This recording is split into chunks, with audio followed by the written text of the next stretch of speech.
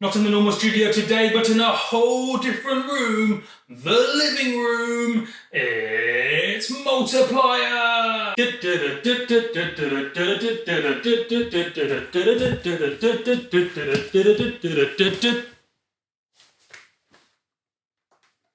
It's question time. YouTube! How is it going? It's Multiplier here to answer your questions. Less than 24 hours ago, I put a message on the Facebook page saying something like, ask me questions. And you asked me questions. Who would have thought that? Crazy talk. And there have been loads of questions, which is great. So let's get into it. Let's answer the questions. See, 45 comments. One of them was from me, so really 44. But 44 questions, maybe more because some of the comments have multiple questions, but that would be great. The amount of knowledge will be knowledge-tastic. So let's knowledge it up. Answer style, brackets multiplier. Question number 1, should a producer follow trends? Answer, almost certainly yes, but only if you're at the right point in the trend. Let me explain. So, unless you've been producing 3, 4, 5, 6 years plus, you can't compete with the top guys in the industry. If you want to make dubstep, or you want to make trap, or house, or techno, or drum and bass, you can't compete with the guys that have been doing it for 10 or 15 years because no matter how good you are, no matter how talented, how hard you work, you can't compete with them because they've been doing it much, much longer than you. So the only way you can stand out and really progress in the industry is to take advantage of little bits of time where certain sounds are on the up and up, such as a trendy genre. It's exactly what I did with Moombahton way back in the day. But the key is you need to hop on the trendy bandwagon at the early stage. Take future bass now. It's kind of in that transitional period from being a new sound into an established sound. And so is it an easy bandwagon to hop on? It's hard to say. If you were to hop on future bass a year and a half ago, absolutely, because not too many people were doing it, but it was still an up-and-coming sound, and so you would have had a great advantage. Sound Holo being a good example of this, where I say in 6 months' time, or maybe a year's time, future bass will be such an established sound, almost like how trap is now and how dubstep is now as well. You just won't be able to compete unless you are one of the best few people in the world, which means you would have had to be doing it for years and years and years, and also working very hard. So yes, but you do have to get on the trend at the early stages. Otherwise, you can't really compete. Question 2, I have been troubles when someone else record the session. How do I import all the stems at once in Ableton? In Logic, you just drag them. I know exactly the problem you're thinking of. You have to one by one drag out every stem in Ableton, and it takes for ages, and there's no shortcuts, unfortunately. So you just have to do it, and it takes a while, or get an assistant to do it. That's what the top guys in the world do. They have assistants actually working in the studios, doing all this for them, labeling them and everything, chopping them up. But I suppose you could hire a VA if you're really time-strapped, but money good. So if money good, time bad, get an assistant. Either in real life, a human with arms and legs and stuff, or a virtual assistant via the internet. Do you get ideas for tracks by sitting in a studio, or when you're out and about? A bit of both. Sometimes a track idea will come about from messing about in Serum or a synthesizer, and I'll be like, oh, cool sound, I can turn that little thing into a track. Or I'll be walking about in the countryside, looking at some ducks, listening to noisier radio, and then a cool little track will go into my brain. I'll be like, oh, cool idea, I'll do something similar. Bleepy bloop bloop kaboom. So both. How to master your track to the point that it sounds like a commercial track. Simples, get a good limiter, not just the Ableton one, and then crush it to death. Like crush it to death, pull down the threshold till it's like, and then that'll do it for you. I recommend the IRC3 or the IRC4 algorithm in Isotope Ozone, because then you don't really even need to compress going into it. You just crush it to death through that amazing limiting algorithm, and it sounds all flattened out and commercial and ting. So yeah, do that. Limiter, kapow! That is commercial track mastering. Also, take out all the bass. If you have a lot of bass, you can't get the loudness you want for a commercial track. So way less bass than you think. And yeah, flatten it to death through a limiter. Frank Halliday, in your opinion, what could be improved in Ableton Live? Now, I did a video maybe a year ago or so called 7 Things I Hate About Ableton, which had some suggestions, and that basically had all my suggestions in. Now, since then, what do I think could be improved in Ableton? Well, basically, I had an idea recently, which is fantastic. You know how plugins are just better at some things than the actual built-in things? That's a weird sentence. Anyway, you know what I mean. You know how plugins are better at some things than the built-in stuff in your DAW, such as limiting or distortion or reverb or synthesis. Well, what I thought would be cool is for Ableton to collaborate with all the major plugin companies, Isotope, Waves, X for Serum, Native Instruments maybe, all the major companies, D16, I love those two, all the major companies, and build all that functionality into a special version of Ableton called Ableton Mega Plus Extreme Gold Edition Limited Time Offer. or something to that effect. Basically, charge a lot of money for a mega version of Ableton. Could be $3,000, $4,000, I don't know. And then I could probably get a free version too, and that'd be sweet. But anyway, make a mega version of Ableton with all the plugins built in. That way, you don't have all the inherent instability of a plugin. I mean, whenever you use a decent plugin, it still crashes every now and then, but you still need to use it because it does a better job than the built-in stuff. So it'd be so good, right? Because plugins just go wrong. They crash, they bug out, they just misbehave. And so if it was built into Ableton in a stable, reliable fashion, things would be much better. So I think they should do that. I mean, they started to do that with Cytomic, with the glue compressor, but that's like one little thing. They should do everything in a mega version of Ableton called Mega Ableton Extreme Gold Edition, Trap Edit, limited time offer, brackets, buy it now, Mega Edition, Super Trap, Super Mega Suite. They could call it Penthouse Suite because of the Suite version of Ableton, so Penthouse Suite. I'm a marketing genius. How to get the best monitor placement in an uneven room? Good question.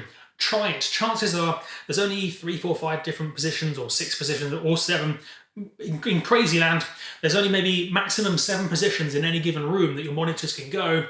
Don't make any sense at all. So simply try them, give it a go. When your room's uneven, you can't really do the mathematics behind it. Even if your room's good, you can't really do the mathematics behind it. So you've just got to try them all. Spend an evening, get a glass of wine, stick on some Skrillex, and just like hang out, try your monitors in different positions, and see what works best. Jonathan Gray, as a fellow producer, also follow this guy. It's Glow. He says he's the best, so follow him if you want to listen to the best music. So as a fellow producer, what is better in your opinion, mastering your project file as a whole in the DAW you're working, or exporting all the stems and mastering them in a different DAW like Pro Tools? I would say personal preference. The reason I like to master from a single pre-master, a single WAV file, is it separates the process of mastering from the process of songwriting and mixing. And that way, when you're just doing the mastering, you don't feel tempted to rewrite the song or change the mix in any meaningful way. You focus on mastering and just do mastering, just do the mastering. You can always go back to the mix if it turns out your master that isn't going to work. Because sometimes when you come to mastering, at least in the early days at least, you come to mastering and then it's like, oh no, it's all a complete disaster. So you have to go back to the mix and you've learned something, but that's okay. So yes, master as a separate step. I think that's the best thing to do because it separates the task from the different tasks, songwriting and mixing. I need a miniature orange. Oh, miniature orange. That's a good miniature orange.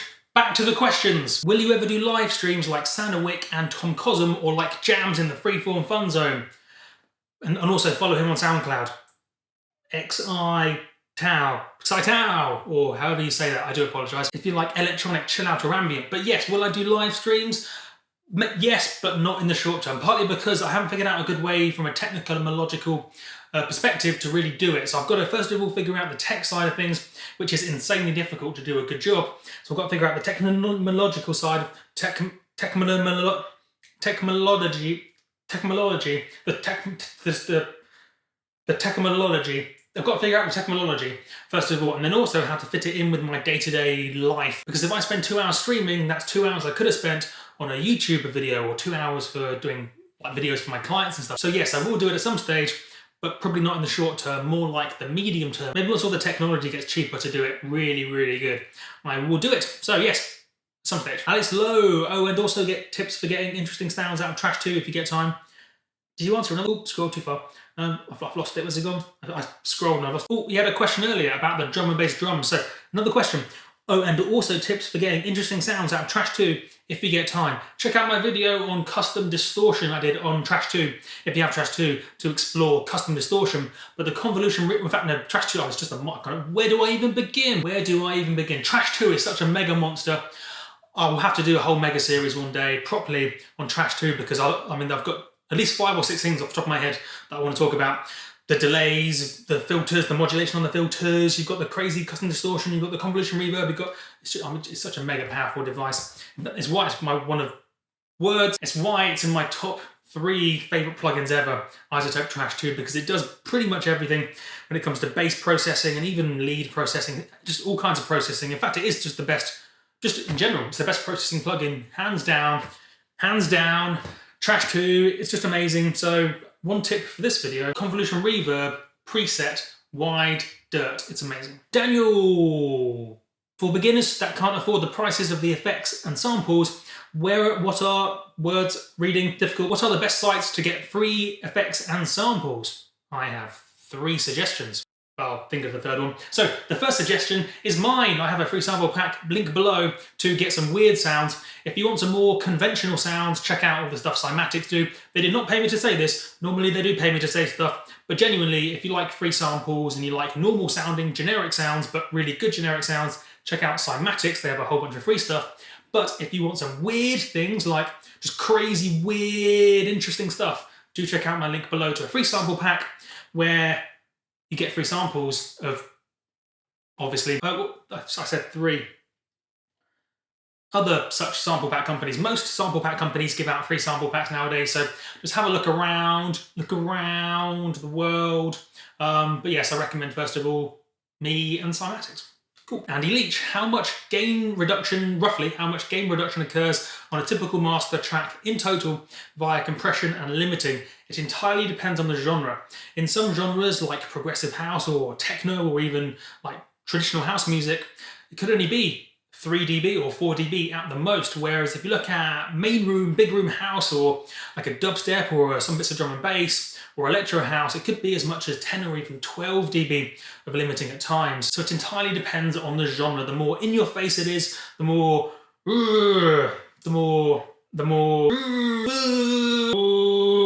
sort of in your face it is, the more flattened it is. There's unfortunately no answer. That's not too helpful. Yes, it depends is the answer. So the louder the genre, the more in your face the genre is, the more limiting will happen. So as an extreme example, 10 dB or 12 at a mega extreme. At a less extreme example, 2, 3 or 4. How to properly check phase cancelling when layering kicks? Don't layer kicks. Not because you can't layer kicks and get great results. It's because layering kicks is so difficult that I don't recommend almost anyone ever in the world, seriously, ever do it. It's just not really worth anyone's time. If you're a hardcore sound designer and your passion is sound design and you've been designing sounds for 2, 3 years, then you can start getting into the world of making kick drums and snare drums. But everyone else in the whole universe, it's just not really worthwhile doing, simply because designing good kick drums and designing good snare drums is the hardest part of sound design by a huge factor. And also, kick drums and snare drums are critical. If you get them wrong, the track fails. And even though people aren't listening to the kick drum, they just won't like the track. And they're also the most difficult thing in the world to make. And so it just doesn't, and they're also generic most of the time. So to be honest, just don't worry about it. Choose a good sample pack kick drum made by someone who loves making kick drums and focus on the creative part of your track, because in almost every genre, the kick drum's arbitrary. So there's no point in reinventing the wheel every time. What can you say to people who make songs every day? Respect. Also, it's the best way to get good. Look at the Beatles or any of the top hippity-hoppity guys, producers. They do it every single day. So good job. Any beginner tip for mixing and mastering? Yes, one for mixing, one for mastering. Mixing. Most of mixing is simply getting the volumes right. You can mess about with multi-band compressors and sort of fiddly things all you want, and that's fun, I do it too. But most of mixing genuinely is just getting the levels right. Ask Steve Duda. He's one of the best mixers in the world, and he confirmed that most of mixing is just getting the levels right. So spend more time working on the levels than EQs and all sorts of those other fiddly sort of processing things. Oh yeah, mastering. Mastering is mostly just limiting. All those other bits of mastering, like saturation, maybe adding a touch of reverb or doing EQ, stereo imaging, all that sort of stuff, in my opinion, is actually mixing. So yeah, mastering is limiting, and all those other bits of mastering you can probably do better in the mixing stage. So yes, mixing is levels, mastering, limiting. Simples. Oh, great question, Nick. Great question, Nick. Always supplies the goods, Nick does. If you had a real life pet giraffe, what would you name it? Gandalf. Gandalf the giraffe. Kieran Smith. Last time I saw him, I was in the ocean. Which are better, goats, giraffes, or dinosaurs? Well, dinosaurs are extinct. It's like monkeys. There are some monkeys that are really good, like just good monkeys, and there are some monkeys that are like, and just not very nice. So I reckon dinosaurs are the same. So dinosaurs are a mixed bag. Goats and giraffes. Well, goats are more realistic. So when I move to a new place in 3 or 4 years' time, probably, I'm going to get some pet goats. goats. That's a giraffe and a goat combined. I'm going to get some pet goats. Not because of deadmau5. I know everyone's going to think I copied deadmau5, but look up on my Facebook years and years ago. I've been wanting goats for years. Everyone's going to think I copied deadmau5 because it's so annoying. I wanted to do that for years. Get some goats and some alpacas. deadmau5 doesn't have goats are more attainable. So giraffes, I suppose, is the answer. Next, how do you create impact in a drop? Mostly just good mixing. I know that doesn't really answer the question, but it is mostly just good mixing. I mean, you've got like white noise effects and reverb effects and stuff to fill out the top end and fill out the sort of, I mean, that's all kind of obvious stuff. Yeah, I don't really have any sort of super insightful knowledge there, unfortunately. Most of it is just good mixing. So if, say, we did a Skype session and you were like, oh, I can't get the impact I want on the drop, and you sent me your project, then I could deconstruct what you were doing on the drop to try and figure out how to give it more impact or what's stopping the impact. So yeah, it's a bit too situational to give a generic response. It all depends. Dynamics, there you go. Dynamics and all the different forms of dynamics. Be one of the honeys. Go away, honeys! Yeah, dynamics, I suppose, is the insightful answer. Remember, there are different types of dynamics. Dynamics is a change. Impact is about change. Question from Daniel. What are the best free VST?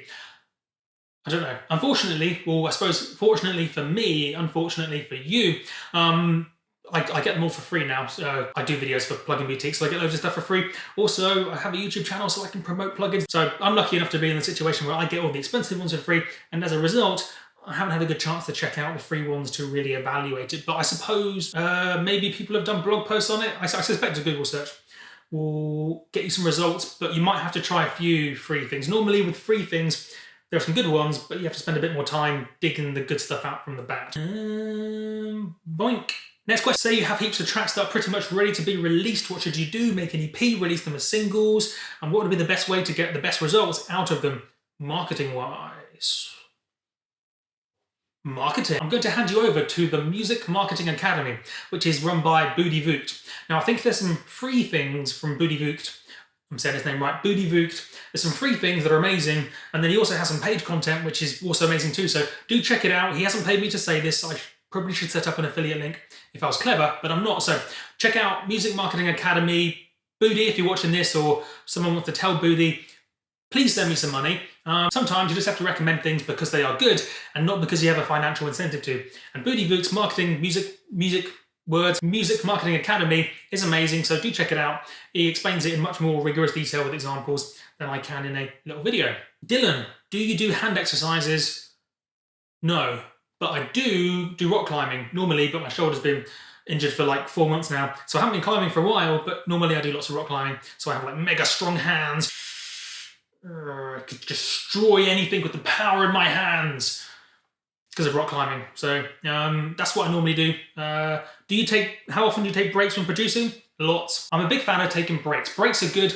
They freshen the ears up and they allow you to hear things with a proper and fresh perspective. So lots of breaks maybe, but it's all about little breaks. Like you want to take 10 minutes out every 20 minutes or every half an hour or whatever's convenient. Maybe you write a new element, take a bit of a break, come back. Lots of little breaks, and then big breaks. So within like a 6-hour producing day, you'll take lots of like, I don't know, 8 or 9 little breaks, but then you take like a 2-week break or a 3-week break every few days. So the track as a whole comes back to you fresh. So lots of breaks. Joel Vio. Good name.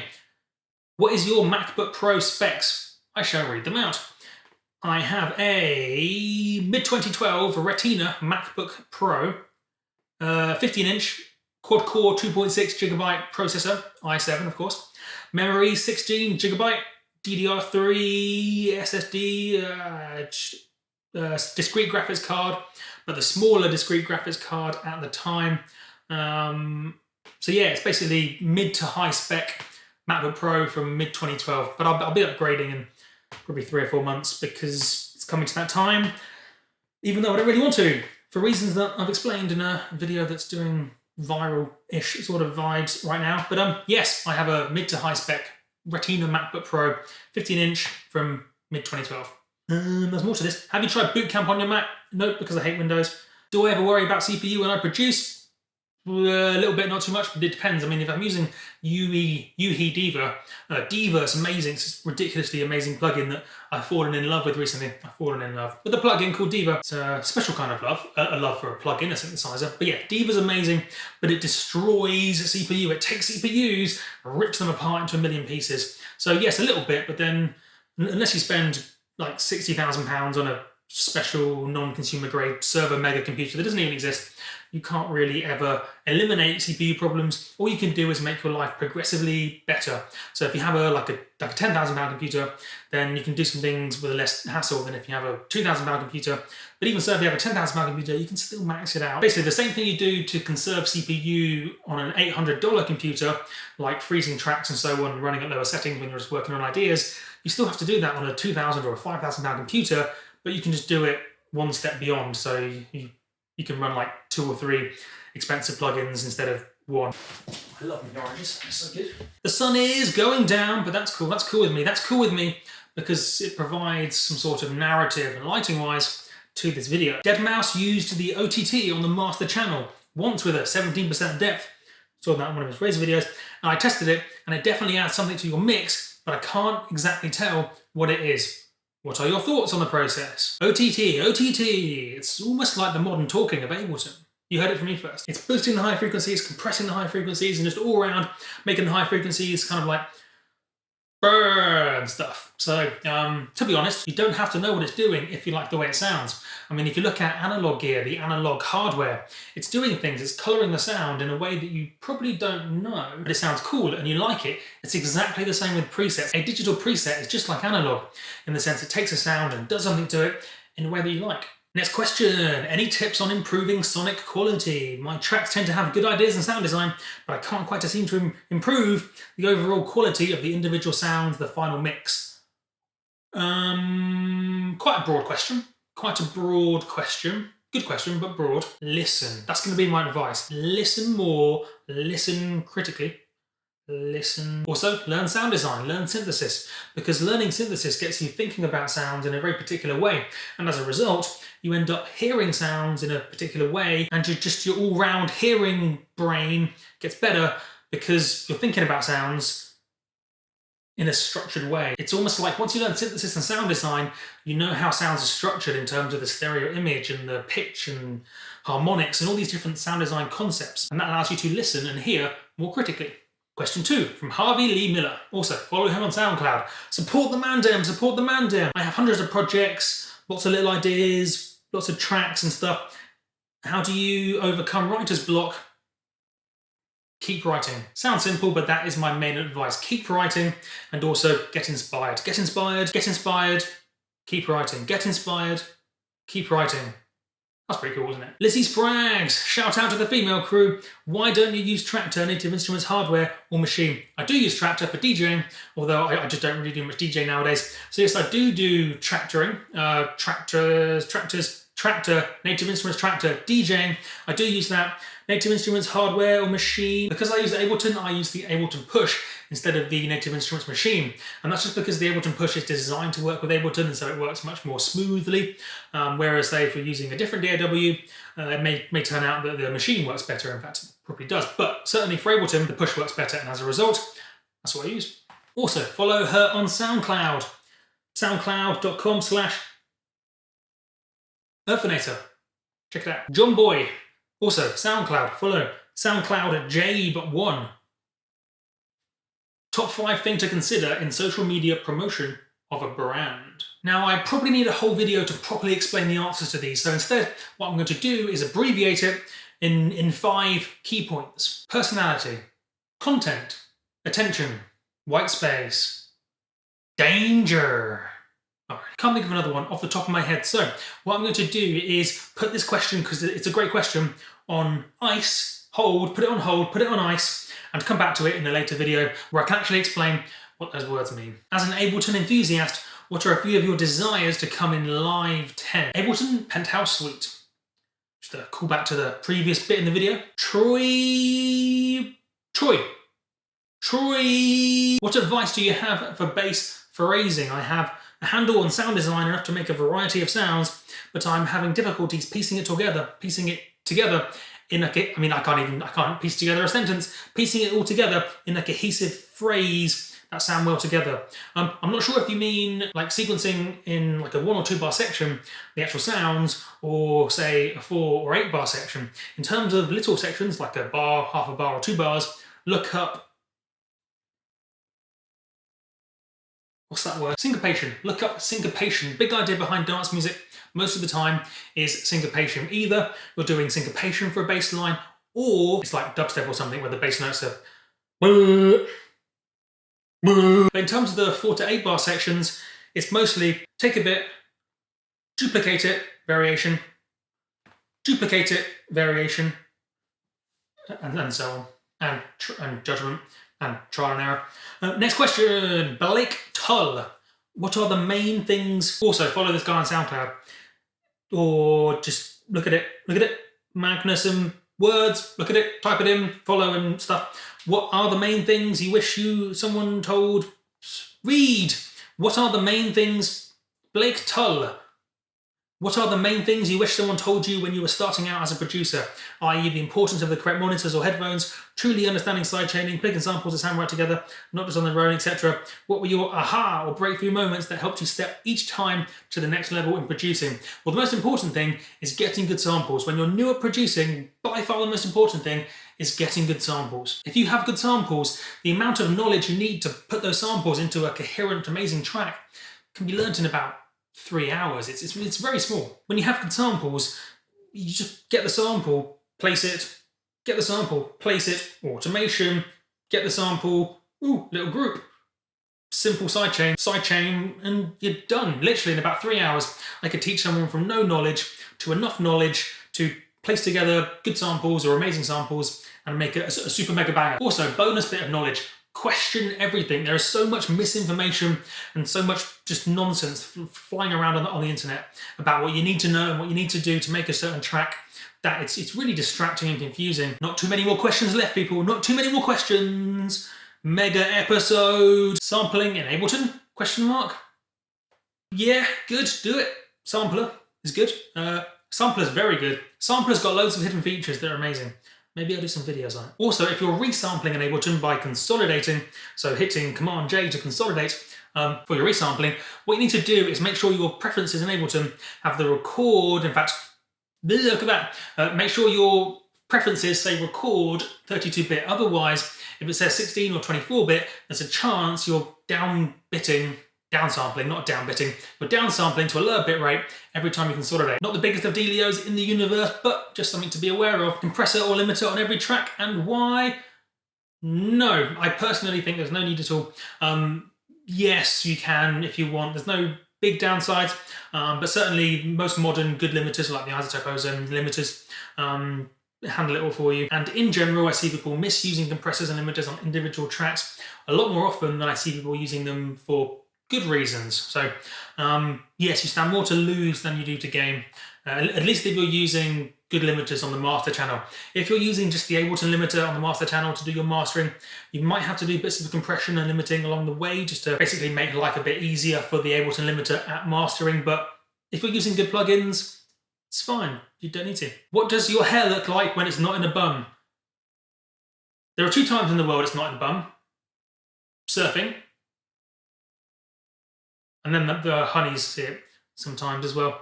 It has got very long indeed, though. It's basically as long as Steve Duda's. Sound acoustics in a room. Ooh, that's a big, broad question, that. What bits of knowledge can I impart? Sound deadening, at least when it comes to mid and high frequencies, you don't really need super fancy acoustic foam. If you have curtains or clothes or sofas or just kind of any soft sort of thing, just sort of soft things, that does exactly the same job for mid and high frequencies as acoustic foam, broadly speaking. So yeah, to be honest, you don't need to go crazy on the sound acoustics.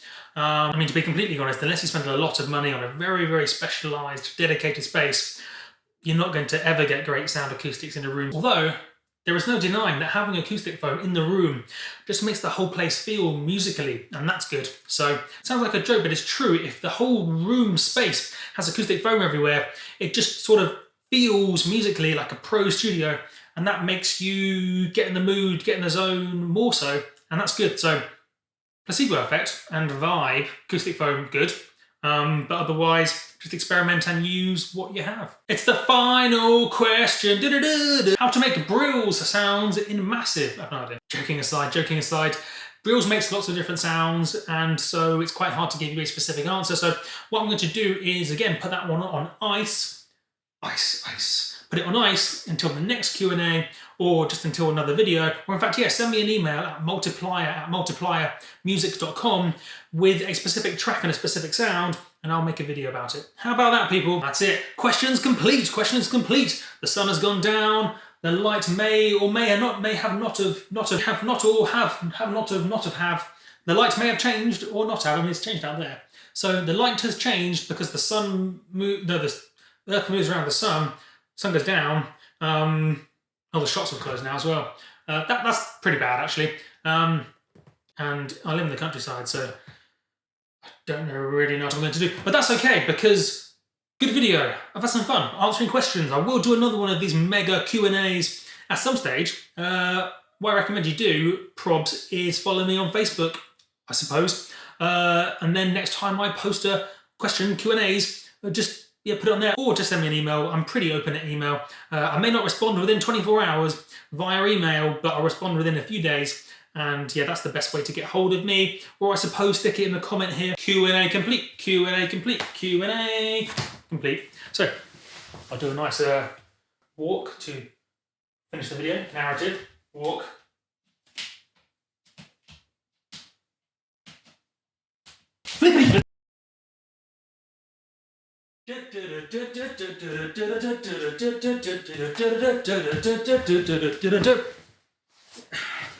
Useless. Out knees.